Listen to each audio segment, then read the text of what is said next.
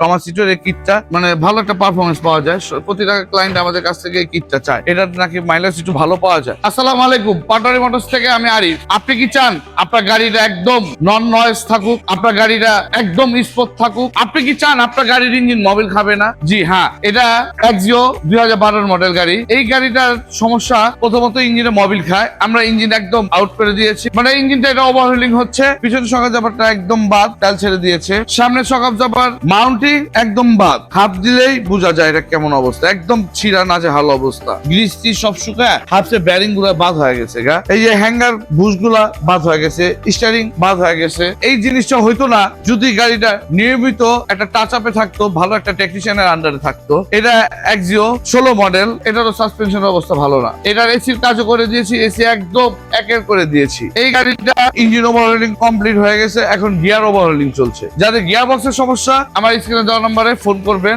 Battery charge থাকে না, অনেক খোঁজাখুঁজি পর ডানা মারতে একটু প্রবলেম পাওয়া গেছে, ওয়ারিং এর একটু প্রবলেম পাওয়া গেছে, এটাও আমরা সমস্যার সমাধান করে দিব। আর হ্যাঁ, আমার সামনের যে ওয়ার্কশপ আছে আরো 2টা, ওইটাতে আমার কাজ চলছে। এই গাড়িটা সিএনজি ছিল, আমরা এলপিজি কনভার্সন করে দিলাম, এটা এলপিজি কনভার্সন হলো, এটা শেষ পর্যায়ে। যারা যারা এলপিজি করতে চাচ্ছেন স্ক্রিনে দেওয়া নম্বরে ফোন করবেন। এটা এলপিজি সার্ভিসিং চলছে, নতুন একটা কিট লাগিয়ে দেওয়া হচ্ছে। আমাদের লোকেশন পাটোয়ারি মোটরস, তেজগাঁ 7 রাস্তা, আকিস সিএনজি পাম্পের গলির ভেতরে অথবা ভূমি অফিসের গলির ভেতরে। স্ক্রিনে দেওয়া নম্বরে যোগাযোগ করবেন। আসসালামু আলাইকুম।